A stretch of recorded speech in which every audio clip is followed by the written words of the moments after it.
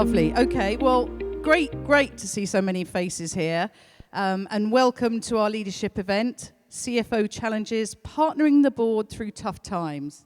So let's do a quick introduction. I'll let you introduce yourselves. Start with Dawn. I was hoping you'd start the other end. My name is Dawn Coburn. I am the CFO at AMV. I joined AMV last June, so I'm in the role about a year at this stage. It's taken me a while to get my feet under the table there. Before that, I was in Engine Creative for nearly 7 years. And that was, we restructured there a couple of times, but that would have been predominantly the old WCRS. So I've been in this industry for about 15 years. Lovely. Julian. Thank you. I'm Julian Freeston. I work as a portfolio fractional CFO, whatever the term is these days that people are using, across primarily media and tech businesses. My background is very much television production, distribution, having worked in sort of two of the biggest UK independent groups for about 12 years. But since then sort of morphed into small owner-managed entrepreneurial SaaS businesses alongside sort of fledgling TV and video game production companies. Kerry.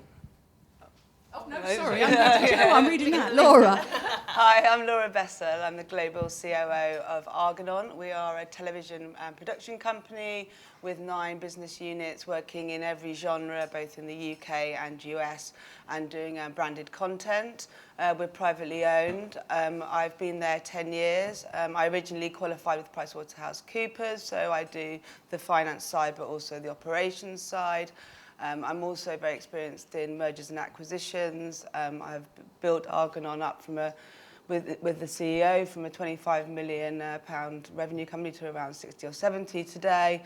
And my previous experience was at Shed Media, where we grew from a 20 million business to a 120 million business over a 6-year period. So I'm very into growth. I'm not sure how much of that we're going to see in the next couple of years, but hopefully we can find innovative ways to do that. And Kerry. Yeah, great. So I'm Kerry McClelland. I'm currently Global MD at Native Design, which is a global design agency based in Shoreditch with offices over in San Francisco. Previously, I was CFO at a digital fitness startup called Fit, which was much more traditional startup space. It was a SaaS business, VC funded. My background's not actually accounting and audit. My background is private equity banking. I spent sort of 10 years in private equity and a few years prior to that in capital markets. I know, boo, previously. So I've come at the finance position through the kind of banking private equity route into now a much more generalist role. Fantastic. Thank you. So, I mean, we have had tough years, haven't we? We've had COVID, we've had a war in Ukraine, we've had a cost of living crisis. It just feels like one thing after the other, and we just kind of get our heads above the parapet and something else crashes in. So let's start with, has these tough times, turbulent times, has the role of a CFO changed? And, what does it mean to be a strategic partner to the board now in these difficult times? And who am I going to kick off with? I think Julian, actually. Lovely, thank you. I think it's changed significantly over sort of pre to post-COVID, especially, and now into where we are. One thing that certainly seems to me, especially, and I'm going to talk about this from the small company perspective, where you're working with entrepreneurs, is that you really are expected to be a bit of a jack of all trades these days. I think that's what I certainly feel. There's an expectation that you're not just a numbers person anymore. You are there to, cover a lot of areas of the business. They expect you to look over operations from sort of HR, often in SaaS businesses. There's an understanding of how the dev function and the tech side of the business works, which is quite interesting when you don't come from that sort of background. As well as being the strategic sort of support for the CEO, and as well as watching your bottom line, the moment, and your cash. At the moment, I think you're having to juggle quite a lot of balls at one go to sort of try and enable the owners and the investors to sort of hit the targets and the goals that they want to, but also bearing in mind we're in pretty turbulent times. And, when you're in a small business with limited cash resources, that's got to be your number one priority. You just have to watch where your money is and where it's going. So what do you think in terms of, this broader role? You talk a lot about how you are embedded now in operations, aren't you? Yeah, so I would certainly agree for my role as well, that the CFO is seen as somebody who can nearly step into a number of roles within the organisation, from, having an understanding of legal contracts to some HR skills. You don't have to be an expert in those, but you certainly need to have a level of skill that you're able to step in should you be needed. For my role, I'm certainly more embedded in the business than I have ever been. From joining workflow meetings to being involved in the structure of teams and how we move work through the business. So it's nearly, I think the CFO role is certainly you see a lot of times now that CFO and COO roles are combined because you need to have that.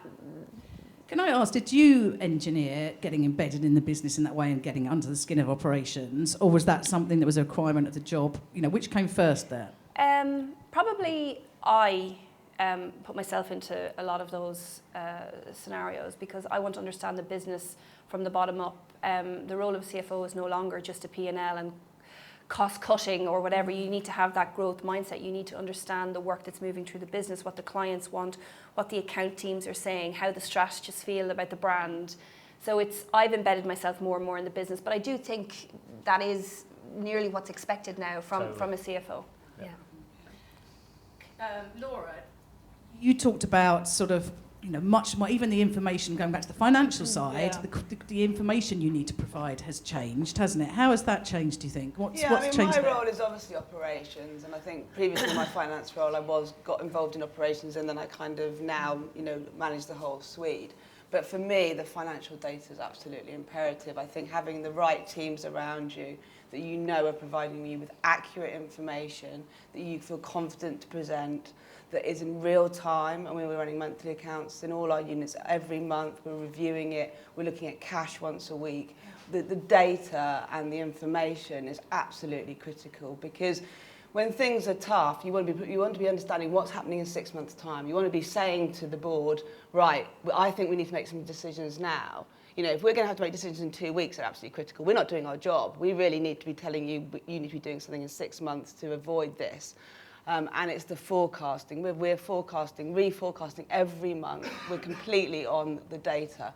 And I have a wonderful finance team around me. I have qualified people, and I know that data is really good. And that empowers me to be able to advise exactly right. And when things are tough, you haven't got the headroom to be, you don't want to be saying, oh, we need to cut this if you haven't got that data exactly right, So I think it's absolutely imperative. So as much as is it getting good people in place? Are there different tools available? And there's so much data as well, isn't there? As a CFO, where do you focus that?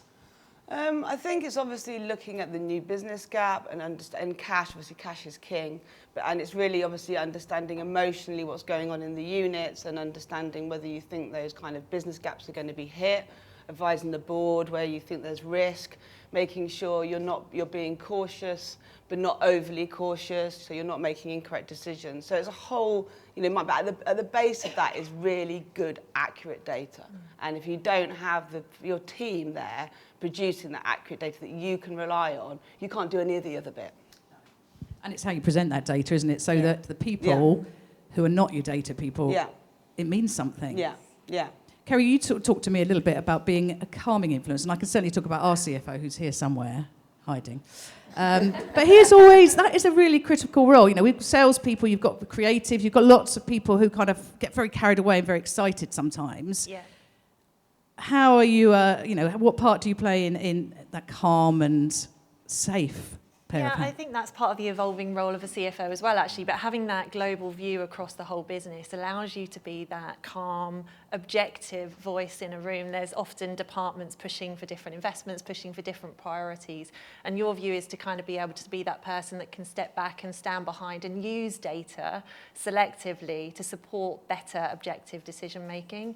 And I think data can be quite overwhelming as well. And I think part of the role of that CFO or that person that's really advising the CEO and the board on these things is actually spending the time, and it is quite a big time investment, to wade through what is now just an absolute huge quantity of data that is available to you, to find what are those key metrics for your business that really matter, and making sure that the attention is focused there. Because I think as technology has evolved, we've got all this sort of technology and this suite of things at our fingertips that allow us to produce more and more data, but actually that can just become a bit of a quagmire to wade through. There's a real skill in boiling that down, and particularly in how you present and you engage with the board on focusing attention on the key metrics for that business. And they can be financial, but also equally non-financial, employee engagement, net promoter. These are all things that they're not traditional financial metrics in the traditional sense of the words, but they have a huge impact on the future likely success of your business. And I think as CFO, you need to be all over qualitative, quantitative, and just making sure you're focused in the right areas. Yeah.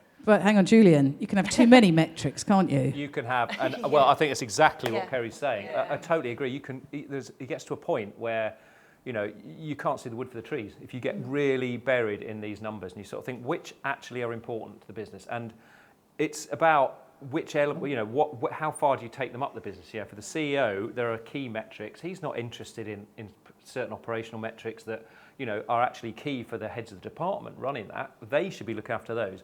But sometimes, I did an exercise in one of my companies, and we sort of listed all the KPIs that we used in the business. It was enormous. And it was like, come on, we can't be sitting here as a leadership team discussing all these metrics every week. Some of them are just not relevant to run the business at the sort of more strategic level. So you've got to filter out the ones. So you initiated that. You thought you were critical in that role of these are the metrics. So it becomes a debate, because ultimately, every CEO will have a different view, and it depends on the sort of route map for the business. But it is absolutely key that you don't start stumbling around with these numbers that actually on their own, or from a sort of board stroke leadership team perspective, actually are not they're wasting time by discussing them at that level. They should be further down the business in the way that heads of departments operate. Their departments, people below them, are looking at that you've got to pick out your key suite of KPIs that you really think will help you achieve your goals, and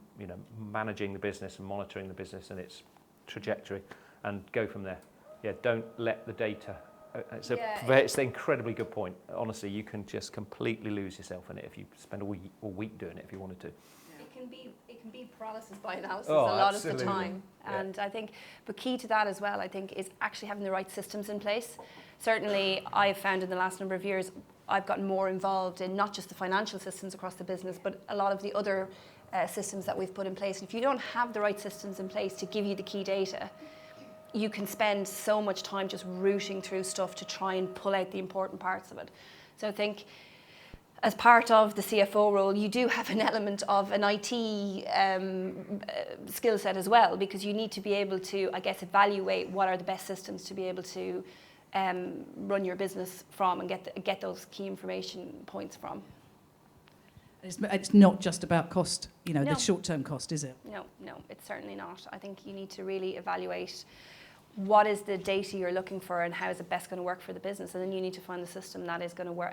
I mean, not everyone's going to love your systems. I mean, you're going to have producers who don't want to do expenses, and you have people don't want to do timesheets and stuff like that. So it's about having a system that's fit for purpose for your business. Yeah. Okay. I just wanted to touch on a little bit about, in those board meetings or in those relationships you have, how you balance talking about the positives versus highlighting potential problems in the future, and how that is in good times versus bad times. So, Kerry, you have a lot to say on that, I think. Yeah, so prior to joining Native 9 months ago, I was with a digital fitness company. So we experienced the whole roller coaster of emotions that you get in those very early stage companies. And you learn a lot actually from going through that journey. But one of the things that I've learned is having really good solid processes for board reporting in both good times and bad, because actually having the processes in place for having the right conversations in those good times makes it a lot easier to have the discipline to keep those conversations going in tough tough times. I think there can be a temptation, particularly maybe founders and CEOs, to go into board meetings when things are going well, and that's all they want to talk about, how great their sales data is, how they're smashing their ARR targets, all of that. And that's a great story, but you have to be disciplined. And I think the CFO plays a really important role in structuring those board meetings from a finance and a data perspective, because there's always something in any business, no matter how successful it is, that's worth airing with the board. Like a challenge, it might not have even arisen yet, but you can kind of see it on the horizon. It might be cultural challenges. I mean, whatever it is, I think having the discipline to create the space in those board meetings, even during good times, to have those challenging conversations and pick the board's brains, I think it makes it a lot easier when times are hard to have the discipline to keep bringing those difficult conversations to the table. Yeah, because we don't want to hear the bad news, do we? Particularly when time is good. Laura, how do you find that? In terms of being sometimes the bearer of bad news. How and creatives, we don't want to focus on any of that.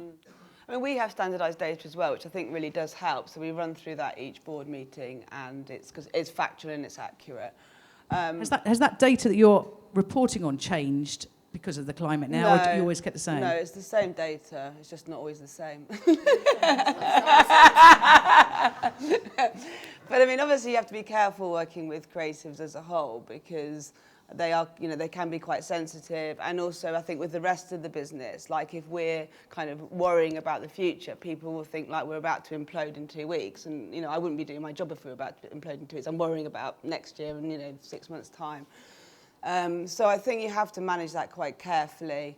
And I think sometimes with kind of founders and entrepreneurs, they don't want to give up perhaps as quickly as I think we should.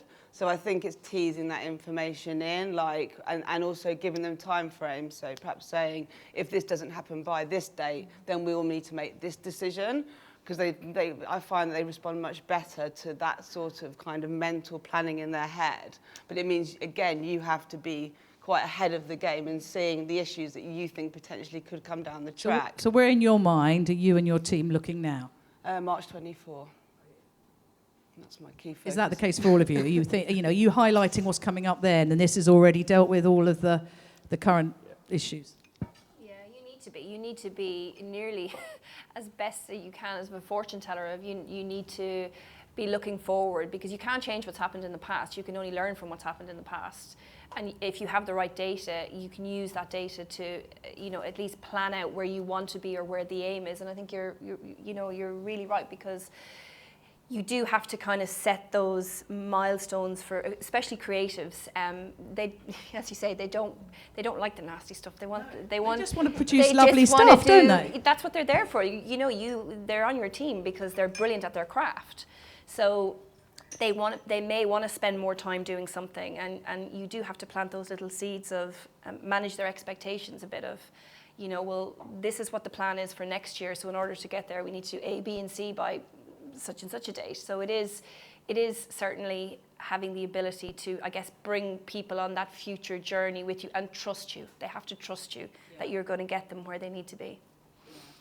Do you find that kind of conflict between what you need to say, what they want to hear, and how to balance those two things?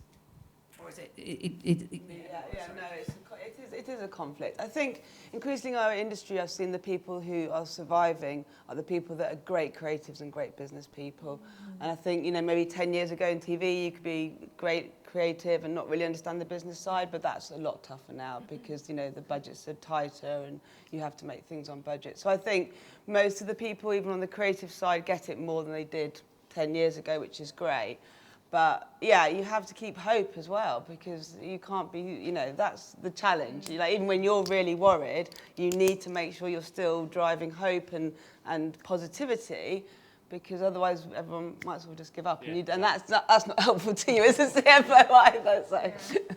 And encourage them all to have that growth mindset, I think, really, isn't it? It's not just the role of a CFO and a CEO to have a growth mindset. It's for everybody across the business to try and instill that in them, so that they have that hope and they can see a plan moving forward. But it is the CFO's job to some extent to make them think in that way. Absolutely, yeah. You, as I say, you have to bring them on that journey. But it's also about having people across your business who have a certain level of financial acumen. that they understand you want the majority of people in your business to understand the business and have the basis of how the business works, that it isn't just, what we do is we try and give our department heads like their own mini budgets so that they have a certain level of feel a certain level of accountability and responsibility for some of the finances of the business, and that works really well because then they understand it at a higher level across the board. That's a really interesting point on transparency, actually, that I think is really important. So I joined a business that was very well established, 25-year business, very heavily founder-led. The two people that were really driving the direction of that business was the founder and someone he'd been working with for 25 years. And that was kind of it. They were the only people that had any idea, really, what projects were profitable, what revenue we were doing, what revenue we needed to do next year. And you just can't run a business that way forever. Like, you have to, where's the next generation? Like, if you want to empower your directors to make better decisions, to be involved in finding that new business, to be involved in making those projects more efficient and profitable, you have to involve them in those conversations. So that's something which has been a really important transition that I've been kind of trying to open up, and we're getting there now, but actually expanding that kind of leadership team. And I come from, the more traditional startup VC world. It is just so much more transparent. It was, and I think it's also true of the younger generations coming through. They expect more transparency than maybe we did when we were starting out in our careers. And it's getting that right balance. It's not going to be the same for every company, the level of transparency that you want to provide, but there has to be some transparency, and you have to find where the right point is for you and your business, but make sure that certainly the people that are involved in taking your business have awareness of where you are today so that they can help move you forward. Do you educate that through your finance team? This is business partnering in the true sense, isn't it? But getting people relatively low down in the organisation to really see the big picture stuff. Yeah, it starts with having a really coherent business strategy from my perspective, and everything kind of flows from that. And for it to be a coherent business strategy, that can't just be you and the CEO in the room determining that. It's got to be the team of people that are responsible for driving the business forward. And that's how you're going to get buy-in. You need the heads of the departments in that room. You need your executive team in that room deciding and aligning on that strategy, because otherwise it's going to be a non-starter. You can't, I had this conversation with someone earlier, with all the will in the world, I can sit here as CFO or global MD and define the KPIs for this business. I'm going to have very limited success in driving those through. You have to be aligned as a board and as a leadership team on what you're trying to achieve. And I think that's the only way that you're going to bring the business on that journey with you. Now, Julian would argue that all of these numbers are stifling the creativity in the world. I'm not sure I'd say that. I'd say, I think there has to be a realism in there. I think, the one thing you certainly notice with smaller businesses when you sort of go into them is that, they're often not very aware of what is round the corner. And that's what I think you sort of have to bring. The last thing, they're busy screeching ahead. They've got this great sort of, great product. They're taking to market. Things are looking brilliantly. The MRR, as you say, is sort of growing 30, 40, 50% a year, all looking great. They're looking at the multiples in the market and thinking, crikey, people are paying 10 times MRR for my business. Going to be rich. Yeah, exactly. And then suddenly you sort of, you do a little bit of forecasting out 12 months. You think, you realise if you carry on like this, you're going to crash out of money in about 6 months' time. And that's the sort of reality side of things. So it's just trying to rein back that, using the data and historicals and forecasting to actually just give them. It's almost like making it their own idea. If they think they see your numbers and think, actually, that sort of makes sense, I can't argue about that, and then they'll be the one, and then they will really help you. You can help them drive through that, efficiency and discipline throughout the business. But if they don't have it, it's far easier to put your head in the sand and just ignore it, because to them things are looking great, top line's going brilliantly, but if you're adding £1.50 a cost for every pound of MRR, that's not going to, ultimately that's not going to work. It's really finding that balance, because you can't stifle their creativity. The business wouldn't be, without that idea, it just wouldn't be there anyway. But you've just got to try and, take them on the journey to understand, the bigger picture. Especially, I'm quite lucky. One of the founders I work with has run a business before. He's been through it. He's seen it. He's done it. So, actually that's an open door. There's other businesses that are not an open door at all. It's like, please just spend some time and attention on this, because it's for the long-term good of this business. So, you've all mentioned cash flow a bit. I mean, that is the the big problem, isn't it, really, for businesses? You know, how early do you start raising alarms without panicking? You know, and anyone got some solutions in terms of what you do there? Where does the money come from? I think the banks are good, and I think, you know, if you ring them up tomorrow and say, I could redo a temporary increase in my overdraft, they're going to be not very happy with you. If you ring them up and say, I think in 3 or 4 months' time, we're going to have a bit of a cash pinch because people are going to be paying us late, and you can explain it, and they can see that it's due to working capital, then they're much more likely to actually be able to negotiate it. You know, they don't want to see you failing, but it's that real transparency with the bank that I think is really important in terms of managing cash flow. If you need to extend your facilities or you need extra. You certainly, I think that's right. But, you know, it is a case of having that visibility. As Laura said, you can't go to a bank and think, oh, we're going to run out of cash next week. It's actually having that data to show that that wall is not around the corner, or if it is approaching, how can we steer a path to get around that? And that could be a number of ways. You know, you hold back on things, you look at, you know, the current environment is making things twice as hard. Customers aren't paying on time because they've got their own cash flow issues. You've got huge cost pressures at the bottom end, so you've got, you know, high staff costs, everything else, you know, literally entire cost base is increasing by 10%. So you're pinched at all angles, and working capital is huge. You know, managing that is just, you know, it's much cheaper than going to the bank and getting a temporary overdraft for 3 months. Work your working capital and, you know, sweat the assets in your business a bit. Just make sure that there's nothing, you know, if there's something that, you know, that's going to cause that pinch and it's pretty obvious but can just be postponed 3 months, postpone it 3 months or explain, can we do that? You know, let's get over this little hump, because in SaaS businesses you have very big swings in working capital because you've got, you know, renewal dates. And most businesses operate March year end, December year ends. That's when they tend to renew contracts. So you get big spikes in working capital, which is what you have to see coming. And it's, you know, without that, then that's when the trouble lies ahead. It's just looking forward, anticipation. I also think that suppliers will respond well if they're chasing you and you say, look, I'm really sorry, but I'll pay you on this date. And we've always found when there's been pinch points, people just calm down because and you do pay them on that date, you forecast it. And again, it's having that. You have to deliver on what you're promising. Yeah, of course, because otherwise, you know, if you then delay it again, it's going to make them, you know, that's not the way to act. But if you can plan your cash, give people fixed dates, then it's, you know, that's my experience, that people are quite open. Everyone understands that if you're waiting on a big invoice to come in, then a big invoice is going out might take a bit longer. The communication is key, isn't it? In those, it's actually not ignoring it's the communication with your suppliers. I certainly find in the business, we do quite a lot of productions. So in our contracts, we have to have 50% upfront so that we can pay the production company. A lot of the times, the shoot will be a week out, we still haven't been paid. Right. And that gets very tricky because, you know, the production company want to be paid. The production company want to be paid. The client hasn't paid you yet, even though they're supposed to have paid you.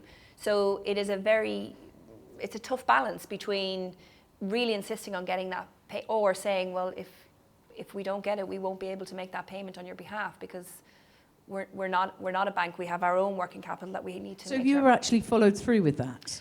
We have in certain instances because, you know, to be fair, we have such good relationships with our production companies that they will do it, knowing the money. They've got the same problem, though, haven't they? Because they're having to pay their staff. You know, exactly. It goes all the way down. Yeah, it does. It's hard. And what we do ask for is if we can have, if we haven't had the cash in the bank, can we have a proof of payment that the money will be in the bank in 2 or 3 days, and then we can facilitate that. But you really don't want to get into those conversations. So it's, I guess, being proactive enough and having your client teams be proactive enough to make sure that the client is invoiced in time, it's within their credit terms, they pay in time, and you know, it all runs smoothly, you would hope. Also the contracting side, because obviously sometimes we start work without a signed contract, and that's a big problem. Is that common in TV? It is common, yeah. Because you're negotiating the rights, you're negotiating all the positions, you're negotiating holdbacks. It's, you know, we know that it's green lit, but and that causes huge working capital issues. I'm just trying to think of many productions that do start with a signed contract in place. I think it's not many. So we sort of touched on it a little bit there in terms of controlling cash flow, and everybody, in terms of maintaining margins, controlling costs. and also keeping your clients and your customers. That's the challenge, isn't it? Because all customers want more, they want it faster, and they want it cheaper. So, let's start with this one.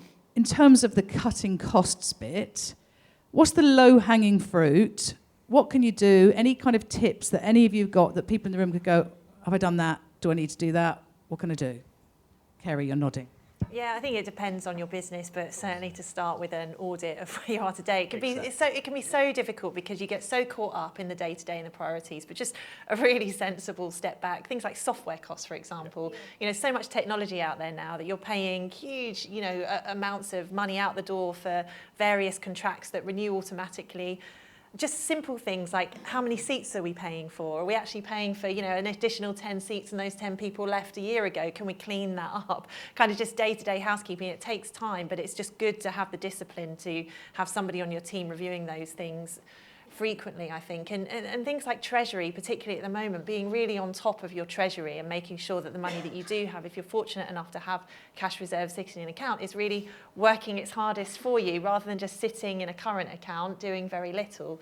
So I think there are things that you can do to be proactive. I mean, this is slightly different, but you sort of touched on it. Also, when cash is tight and things are being squeezed, don't be afraid to ask. Things like rent that you pay annually up front. Yeah. Can we switch to paying it quarterly? The chances are that people are going to say yes, because what are their options? They don't want someone who's having to pay a whole load of cash that they don't have and potentially risk going out of business. So just ask. HMRC, can we defer a VAT? All things that people got very familiar with.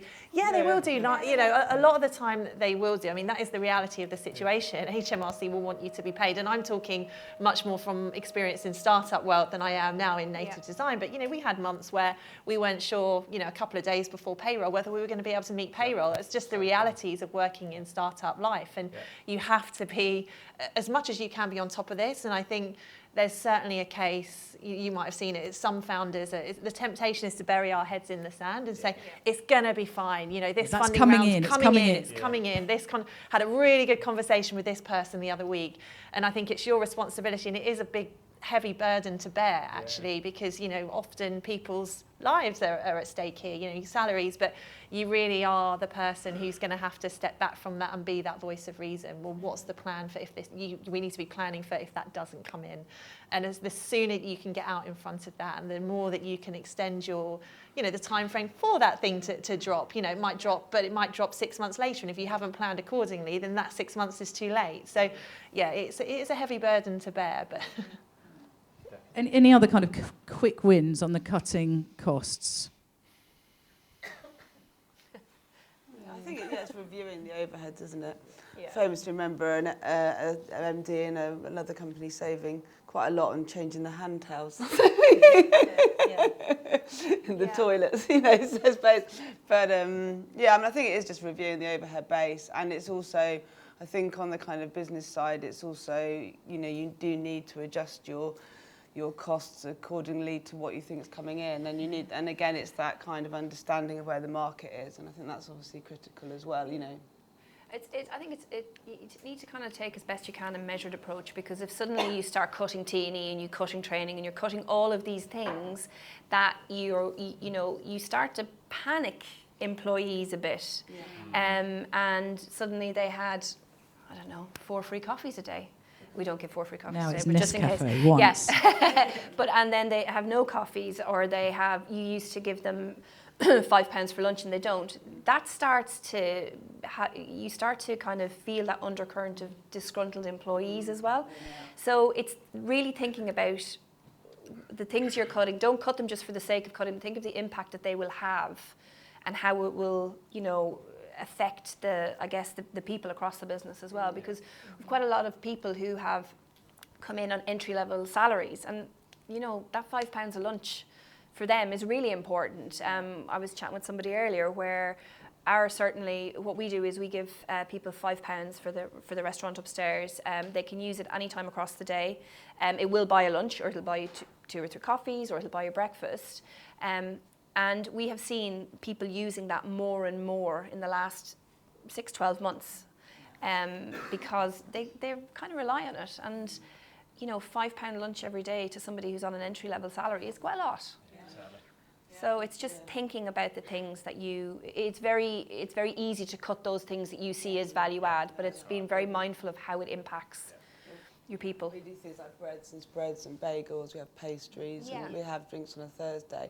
And that's probably the last thing I'd cut, Yes. because that's Yeah. the culture, isn't it? And it's Yes. important, and everyone's, struggling cost-wise, and those things really help as Yeah. well, so being able to, And also, at the end of the day, actually, really, in the great scheme of things, that's not a big amount of money Exactly. for what you No. get back out of it. And, No. you want to be looking at other stuff. If you've got any CapEx spend that you think Yeah. you've got to hold it back, sweat the asset a bit for longer. Make, people who are fussing about having a computer that's 3 years old, well, for God's sake, deal with it. Yeah. That sort of thing, I think, is just sensible. And the software, we do a quarterly audit. I get my sort of head of tech ops to do that every quarter, because the amount of times developers think, I like this software, I need this for this. They use it for 3 months and then it's obsolete. And yet we pay quite a lot. We're paying quite a lot of money And for it. subscriptions go on, don't they? Oh, They just and they auto renew, and especially and they're bad for cash flow, because a lot of them come from US based. They won't invoice you. You have to pay for it on a sort of credit card or something. So that's a pretty sort of it's housekeeping though, really. I think you also talked about Amazon Web Services and business like that, and renegotiating. Because don't go to Amazon direct. Go to a reseller who's already negotiated a massive discount, because they're buying huge amounts of web space. So they've already taken 40% off Amazon, then they'll mark it up, and you save 20% there and then. That sort of thing. If you go straight to Amazon, they'll just charge you rack rate, and you're not big enough to make a dent in their sort of discount market. So Well, I think that ownership of the P&L is really important. Like, for example, our head of IT has his own P&L, facilities have their own P&L, HR have their own P&L, legal have their own P&L. So they're really mindful of everything within. Isn't there a danger when you have that then it's a bit like the council and the government? They spend all the money in that year, because they know they've got it, and maybe some of those investments, or whether it's some technology, well do you know me, can be Tracy? delayed. I said, how well do you know me? I think we set realistic budgets. They are mainly people-driven in those departments. Obviously, with IT, there is obviously more the services around it. But it's that responsibility that's really important. Are you cutting those kind of costs, though, and saying no to some of those projects that once upon a time you would have said, Yeah, we're mindful of what. I think we need a really good business case. So we did put a new finance system in this year, but it was sold to me for the cost versus the efficiencies of the data, and that is starting to work. We're getting data out quicker. It's a long tail, isn't it, in terms of getting that money back as well? Yeah, but I think I would look at things in the round, but we're very cautious of not it would be real business critical things that we would need to do right now. I think as well, when you give those department heads accountability and responsibility for their own P&Ls, they understand the bigger picture a bit more. And sometimes you do have to say, that's the budget, and when it's gone, it's gone. So choose wisely. Yeah, but it's business critical, we need it. Well, that's the argument. it always is the argument. But nobody It's wants always to be. business critical. Everything is business critical depending on who you talk to. Yes. But I guess the role of the CFO is it really business? It's business critical to them, but in the grand scheme of things, how business critical is it? And sometimes you do have to say no. But you would hope that your department heads or the people who are running those P&Ls are, I guess, in tune enough with the business to be able to know that something is just not going to happen. It might. I'm not saying it's never going to happen. It just mightn't happen this quarter. We'll do it later in the year. Comes back to having a really well-aligned management team, right? So if everybody is, like we talked about, really understands the strategy and what you need to achieve together as a business, then it is much easier to give How do you get them all aligned? Because they do have different agendas, Yeah, don't they will. And that's the same with board meetings. That's the same anywhere. People will. I think it's cultural, and I think there's a lot of cultural work and investment that needs to be made into making cohesive, well-working groups and teams, and I think it's an area that we don't invest enough in. We just assume that these things will happen. I think you have to invest in it. But it's the same way you work with any group of people. You have to get to a point where there will be differing opinions around that table, but the ideal place is you get to a point where, despite all those differing opinions, you reach a combined conclusion on the way that you're going to move forwards as a team. And when you leave that room, that is how we are all moving forwards. And that does sound quite, I'm a realist, it doesn't always happen, but that's what you're working towards, getting a team of leadership together that will bring different ideas and different opinions, and you can debate them and it can get quite lively in that room. But when you close the door and you move forward, what is presented to a business is cohesive, it's coherent, and it's the same from everybody. And incentivization, I think we'll probably come to it, but also ties into this, right? We should be, if that's the direction that we're going as a team, people should be incentivized to get us there. And I think that has a part to play too in helping people make good decisions. People based on some of that? Share options. Yeah. Honestly, get them bought into the business, the long term of it, the leadership team, because there's a debate as to how far you push a share option down the company because of the sort of churn down there, and it becomes unwieldy. But if your leadership team isn't aligned on a long-term bonus or a share option scheme, then it's much harder. So much easier if they can see a bit of money at the end of it and think, actually, if I can get to that point, these could be worth quite a bit. What about the other side of that in terms of, does anyone go back out to their customers and their clients and say, you're going to need to pay more or you can't have what you wanted? What do you do there? Well, Your costs have gone up before all these contracts were negotiated, right? Yes, costs have gone up, salaries have gone up, inflation, you will have some clients who are open to negotiation. When we chatted, like we have in our contracts, when we negotiate historic contracts, rates have been tied for maybe 3 or 4 years. Our costs have gone up massively in the last 3 or 4 years. So once those that time period has passed, we will go back to those clients. But it is. What about before then, or can you not do that? We don't tend to be honest with you. We'll honour our contracts. That's what they're there in place for. If the shoe was on the other foot, we would expect them to honour it. So we don't do that, but it's fair game once that time period is up. But I think when you work with good clients, they appreciate it. They understand that in order to have the best talent on their work, to have great output, to do that, we need to have the best people, and the best people don't come cheap. So it's making sure that you're as transparent as you can be with your clients.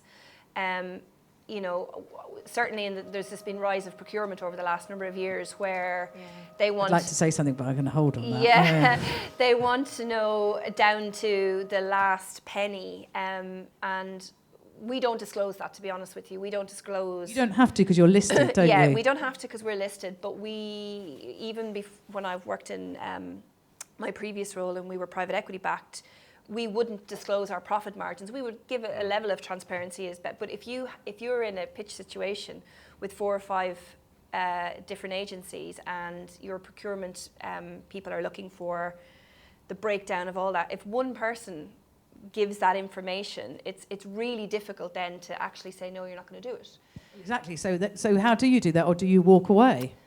Well, there have been times when we have walked away, to be honest. But again, we're in the situation where I don't have to disclose that because we're listed. But it is a bit of chicken and egg, to be honest. But I think clients need to feel that you're not actually ripping them off. But you also need to make sure that you can give them some certainty around where the numbers are, how the numbers are put together. We tend not to try and touch rate card, but we will offer incentives like a bonus malus scheme, or we'll put KPIs in place and so on and so forth, which protects the rate card, because it's only going one way. It's very hard to negotiate your rates up.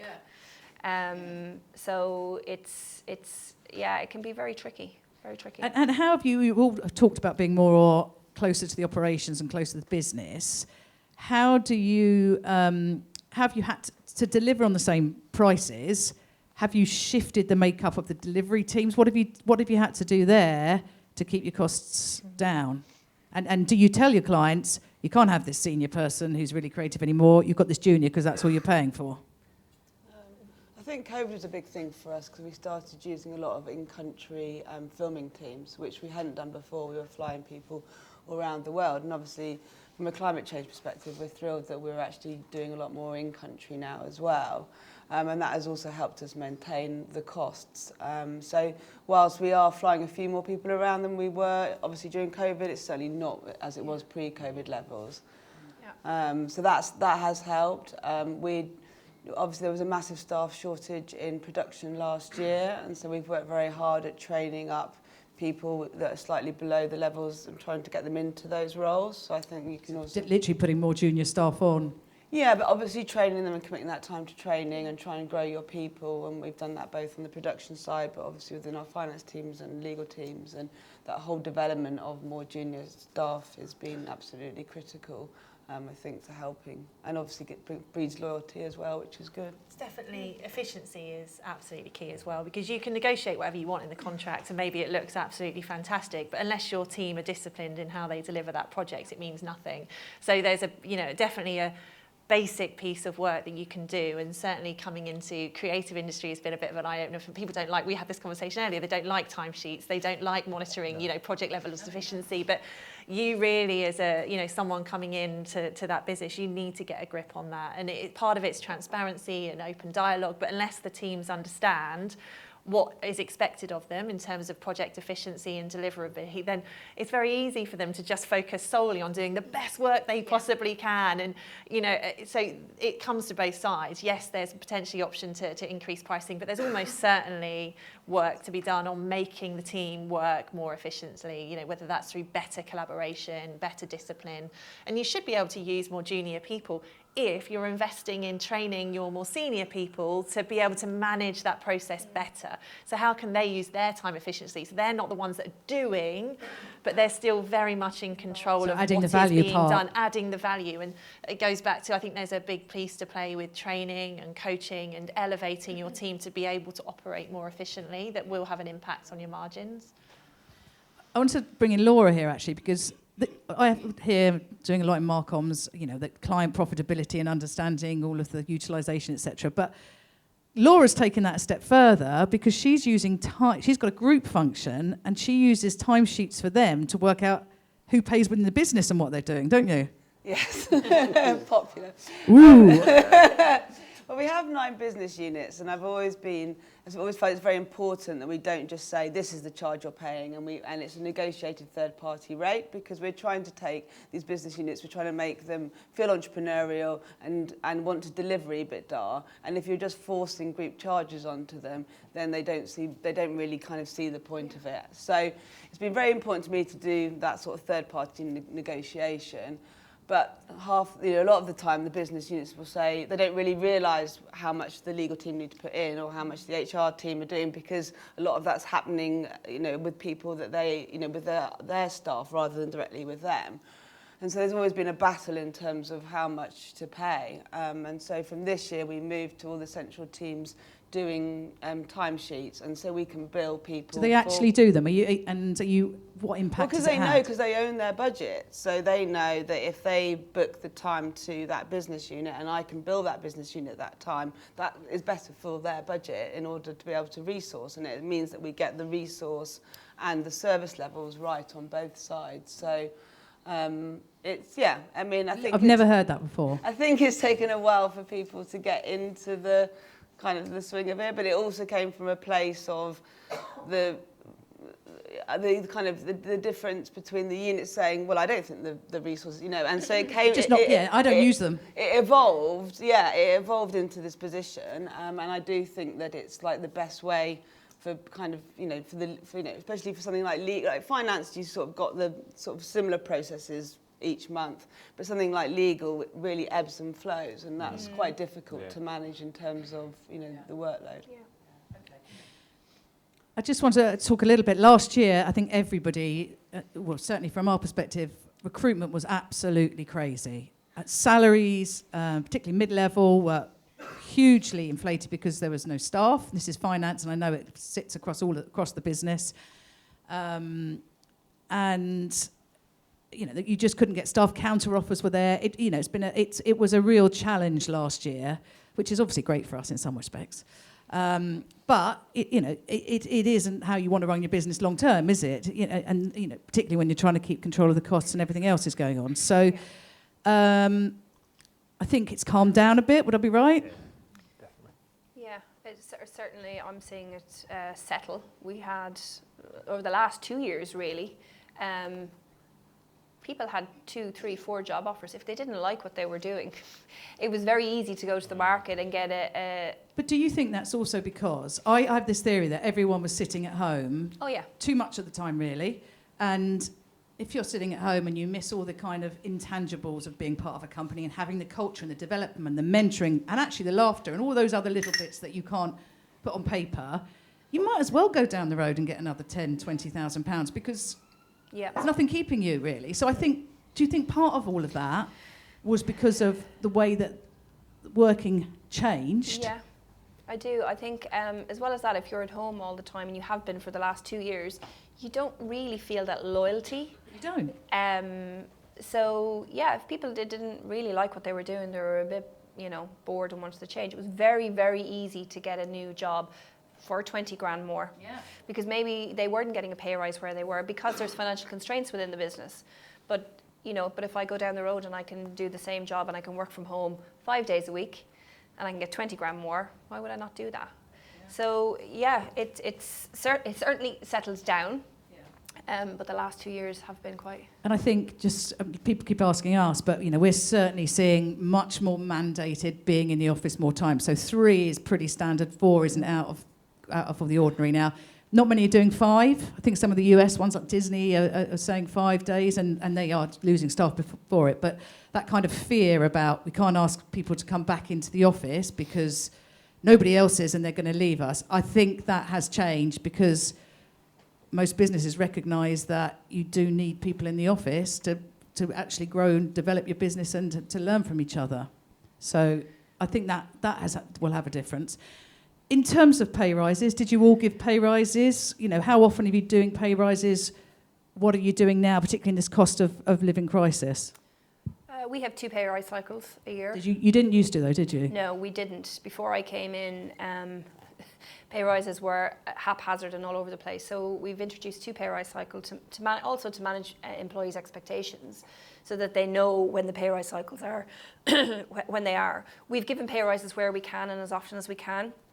Obviously, there's been financial constraints as our costs have risen and our rates haven't, and so on and so forth. We've done what we can, but as we spoke about before, we've tried to do more than just pay rises. We've tried to invest in training. We've tried to accommodate.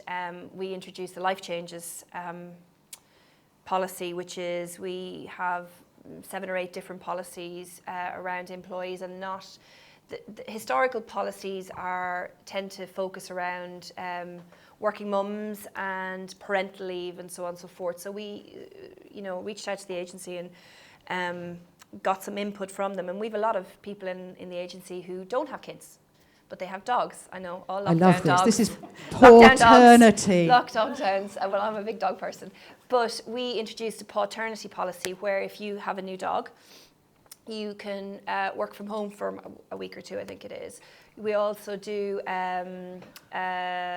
Julian, stop laughing.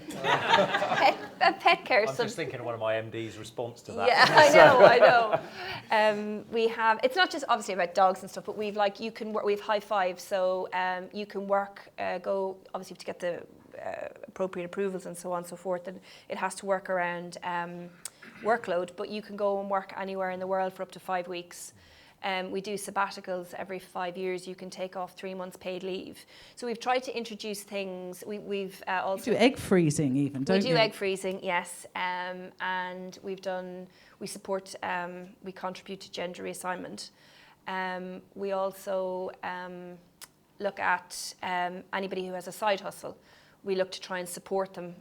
What do you mean a side hustle? So if you've got something going on the side, a little side business. We encourage that entrepreneurial spirit, and we had somebody in the agency who wanted to release a single on Spotify, so we helped them to do that, and somebody did their own clothing range, which we've helped to do that as well. Because don't you worry they might leave you if they get really successful? Yeah, but they might leave us anyway, and we'd like to be part of that success. And if they do leave, we hope they're a good leaver, and they potentially may come back.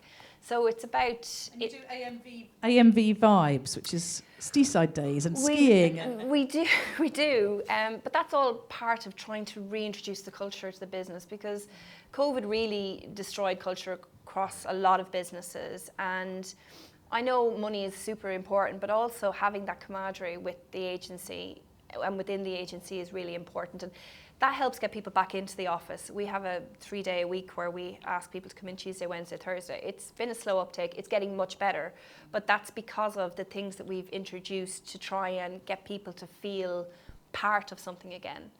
AMV has the tagline of like one of the nicest places to work, and that's we really want to honour that.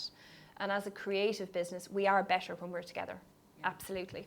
Are there any other ideas that anybody else on the panel has got in terms of those relatively cost-effective, but you can get some big wins out of that to offer to your staff? What are you doing at some of the other businesses? Julian, you work across quite a few. It varies, to be honest. We have, big sort of quarterly awards, I suppose, at one of the businesses where, you get sort of, it's not like employee of the month, they don't call it that anymore. Like McDonald's. Yeah, exactly. It's sort of, shout outs and all this sort of stuff that, get people to be appreciated and, basically. Do they get anything for that? Yeah, or? they do. They get a small financial reward for it. Which, that does seem to work quite nicely. That gets people bought into it. We've certainly, it's a business that has definitely sort of always been built on its culture, the same business. But on the other side of that, it's a tech business, and not wanting to stereotype, but a lot of software developers aren't the most socially outward of people. And actually COVID gave them a bloody good excuse to sit at home and sit in front of their computers in their living room all day, not in their pajamas. And so that's been quite a challenge to get that back and regenerate that office environment, without being dictatorial and saying, right, we want you in.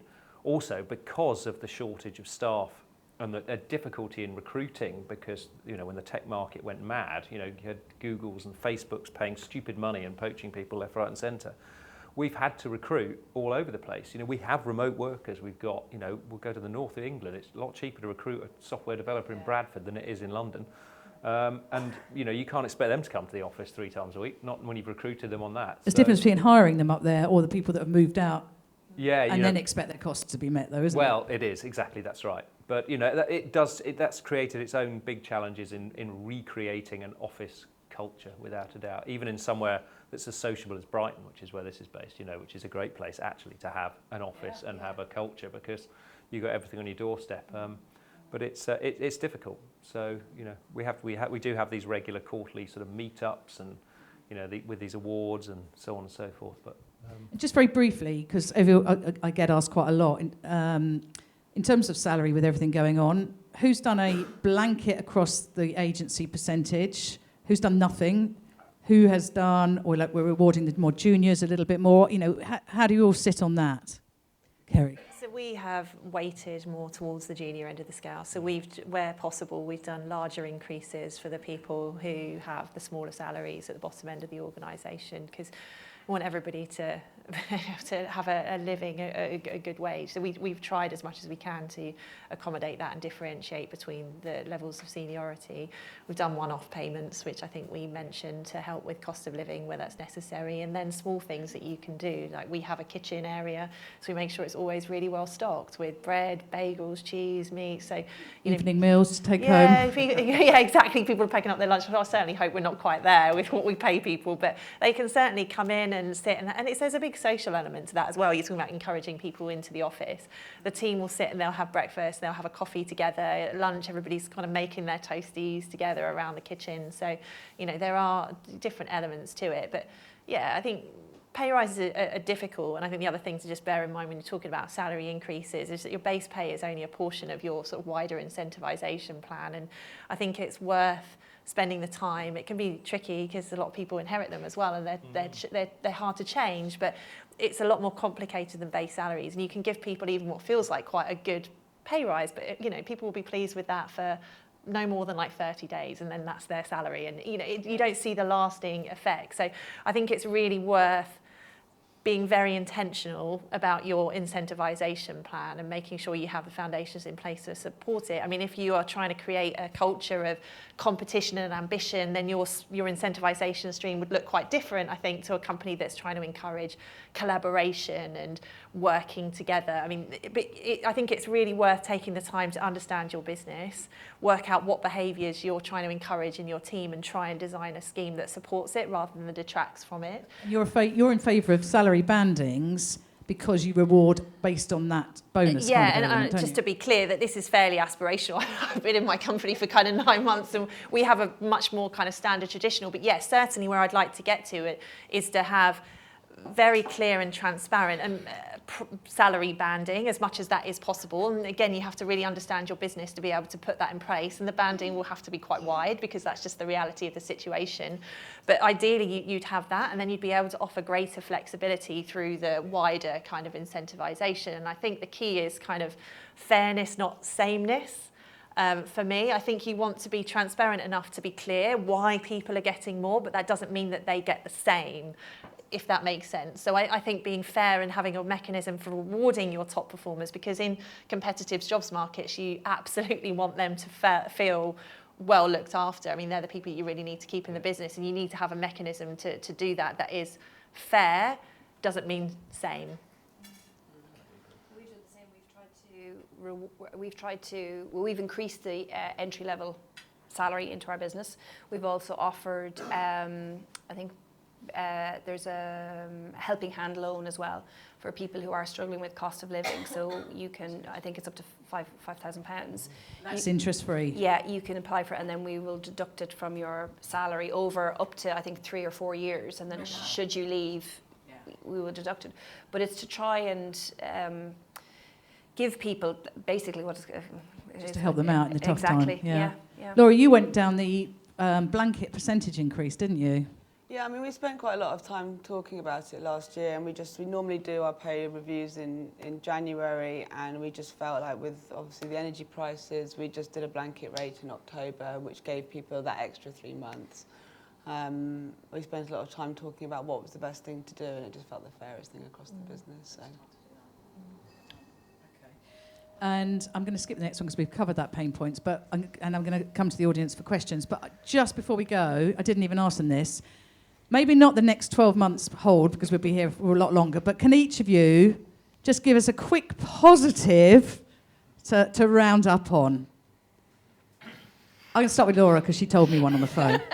We survived COVID, we can survive this. We're resilient, we're brave, and we'll get through it.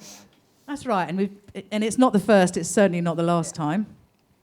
Yeah, I think that it isn't the first, it won't be the last time. Something else will come up, some global something. The war came up after COVID. Nobody kind of really expected that to happen. No. So I think it is trying to maintain the growth mindset and be as positive as you can, and as you say, be that calming influence. So I think, we're kind of, if everyone's in it together, it's not a lonely journey. No.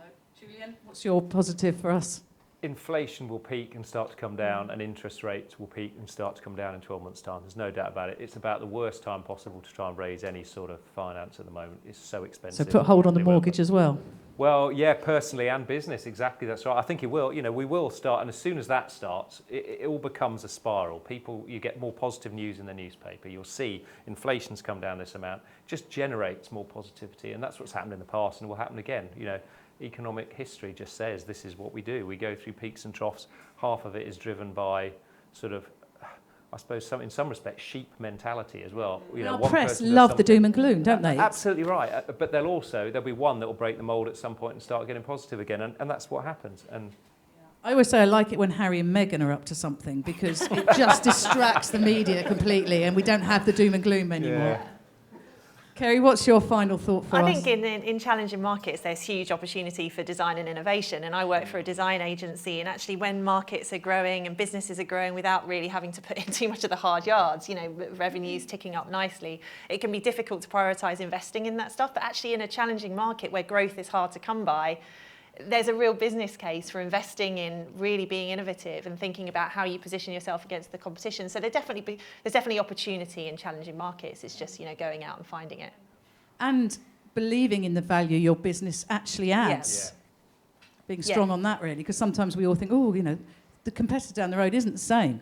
And being very clear in that as well. And that's another thing that we're working with. I think, you know, sometimes it can be easy to think, oh, everybody understands exactly what we do and what our USP is. But what we're trying to do is talk about that and be a lot clearer about that within the company, so that anyone in our business can go out with a coherent, no, we're native design, this is what we offer.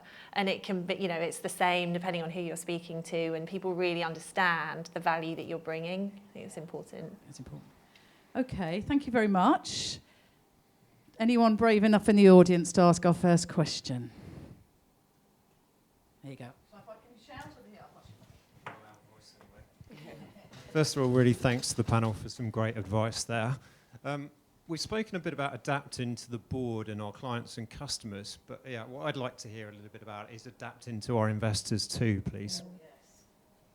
And how do you balance what the investors want with what your board want? That's interesting. Julian? Ultimately, you know, you've sold the investor a journey and a plan and a strategy. And when it starts, you know, when things start to go a bit awry is when you start deviating from that and they don't feel part of that picture. You know, the investor, generally speaking, will probably turn up at once a month board meeting. It depends on who they are. Some of them, you know, quite hands-on and quite useful. Some of them literally are so, you know, they just expect to turn up, be told what they're told, and they put their input at the board meeting and then go away again. So, you know, making sure that you are sort of pretty much, you know, either you are following the story and you're hitting your, you know, investors only start to get shirty when you start missing numbers as well. You know, you put a plan in front of them and then you fall very short, then they start to get difficult. Even though the CEO is saying this is fine, we've changed our plan. And again, it comes down to communication. If you're talking to them and you're discussing, look, actually, what we said in that investment plan 12, 18 months ago was this. Actually, given what's happened in the market and things have changed, you know, we actually think the better route and the strategy is this now, then it's getting them to feel part of that journey with you as well. But don't sometimes, how do you balance? So genuinely, the CEO will say, here's all the positives, here's all the positives. They don't want you to tell the investors that. And you've got two masters there. Where, Yeah, you know, where's your line in the sand? To be honest, I think there has to be an expectation. You know, if you just have to tell them the truth in the board meeting, and you'll tell, you know, a CEO who then would sort of put a gag over you and say, don't tell the investors. You know, you make a decision if it's really something very tiny. You just think, fair enough, of course I'm not going to pass that on. Yeah. But you know, they have a right to know what is happening in that business, and if the CEO doesn't like it, then I'm afraid that's sort of tough luck, really. You know, in my respect, I think.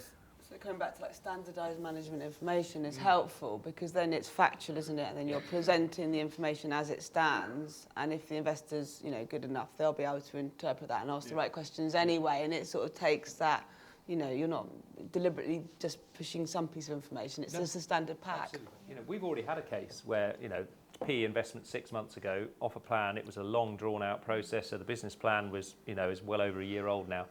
But because of what's happening in the market, we are changing our, you know, we're changing what our priorities are, what our focuses are, but we're doing it with them. And, you know, you know, if you've got the right investors, sometimes they're incredibly useful because they've seen it, been there, done it. You know, they will have a view. They'll see it in other businesses they've invested in. You know, so actually use them, make them feel part of the journey with you, and sort of without, as you say, sort of getting them involved in the day-to-day nitty-gritty, in which, you know, the last thing they want to do, and, you know, they don't want to hear about those sort of traumas. They just want to see, you know, but don't alienate them and treat them as just some sort of, you know, external party that's a bit annoying, because that will, you know, that just creates problems at all levels. And certainly I know that when I'm hiring CFOs, they want CFOs. They want someone that has got battle scars and been through tough times and done things wrong as well. You know, so part of it is not being afraid to share and to learn from all of that, isn't it? Yeah. Does that answer your question? Any more? Thanks very much. I was just wondering how you balance the time that you manage the business and balance the time managing the board, because when times are hard, there's lots of different messages, lots of different things going on, and, you know, that could be a distraction. But how do you get that balance right? Who would like to take that one? Well, I can take that It's tricky. It's super tricky, and you have to be able to pivot in and out of the different mindsets, I think, and the different needs of the different people quite quickly, and being clear about with the people that you're talking to, because you will have different, it will be overall the same message, but it might be a different channel of communication with the different people. It can be super tricky trying to manage the day-to-day operations and the board, but if you have a really strong team, it should free you up to be able to, I guess, concentrate on what's the most important at that time. Is it the day-to-day running of the business? Is it the board? Having the team around you to be able to give you that, I guess, space to be able to do that is really important. I think this is where I jump in and say, we can give you that team. I think it's also about messaging, because there's a kind of tendency, I suppose, to want to speak to the board a lot and update them a lot. But actually, I think sometimes having the right information, the right messaging, the right advice, and building, all the kind of background behind that, and is maybe beneficial in terms of pushing through strategic change quicker. The more you can do to build up trust, I think, in that relationship as well, because actually you can lose so much time to managing people and covering tracks and all of those behaviours which aren't actually a great use of time. If you can spend and invest the time on having good relationships with your board, then I think being able to give them a consistent and open narrative means that you're not worrying about crafting two different stories and two different narratives and constantly worried about how you present the data to most accommodate the personalities that are going to be seeing it sitting around that table. I think the most you can have a good relationship and be consistent in the information you're presenting. I think you save a lot of time and energy. I think it's the cadence of communication as well, because if you can over communicate, and you can spend a lot of time over communicating, and then when you talk, they don't really listen because you're talking all the time. So it's really thinking about what is the best cadence of communication with the board, and then when you speak, they listen. Agreed. Hi. Bit of an open question, but I just wanted to understand how your approach to signing off on marketing investment may have changed in the last year or so in terms of types or even just the magnitude. How are you maintain? Because you talked about retaining customers, but if you're trying to grow, but still balance the pressures on the cash flow. Just more open.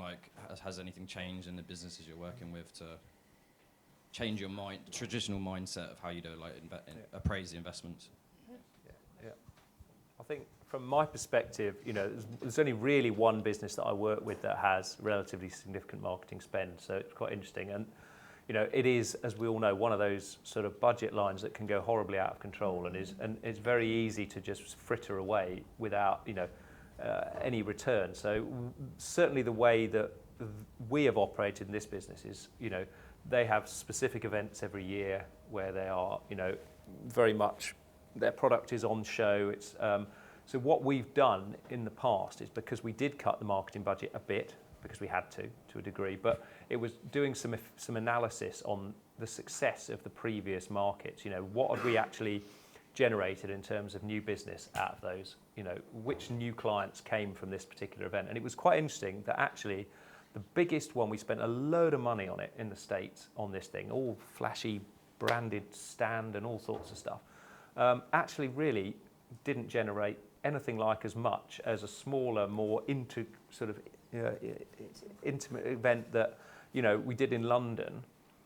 That was none of the bells and whistles, but we got a hell of a lot of interest out of that. So what we did was we still attended that marketing event, but we did it in a much lower key way, and actually we've generated exactly the same level of revenue from that as we did the previous year. So it's just being cleverer with where you're putting your money, really. It's not just, make sure your marketing department is aware that, you want to see what the sort of, the IRR is out of this thing, and what is the return on that money that they're spending. Because in the past, when things are good and you've got money to spend, especially if you just take new investment on, for example, it's pretty easy just to become kids in a sweet shop and just spend it and not actually see where that's going. It's really helpful to have a very numeric CMO isn't it in just? place as well. Yeah. So I came from a digital fitness SaaS, so marketing was a huge expenditure for us, and the biggest problems that we have was when we didn't have great attribution data to be able to really easily see what was generated from this particular spend. It can kind of get lost in the quagmire. So I'd say investing in early doors in making sure that your attribution reporting for marketing expenditure is as tight as it can be, and then being responsible, really business partnering with that marketing department. So when they say to you, we're going to invest this, they should be able to say, we're going to invest this, this is the return we expect to see. And you need to be really clear up front when that money is spent around how that's going to be tracked, because it can be so easy to slip. Oh, well, you know, we're only doing half of what we expected, but it's, you know, it'll be okay next month, it's because of this. So I think being very, very clear on the parameters that you're agreeing up front, and not being afraid to say, well, this isn't, what is the time frame up front that we're, because it does take, with new initiatives and new schemes and new platforms, it will take a little bit of time to bed in, but I think you have to be very clear up front about what the time frames are, what the investment is, before you need to see those returns and sticking with it. Any other burning questions? No. Oh, one more. Thanks for being so candid in all your observations and perspectives. It's been great.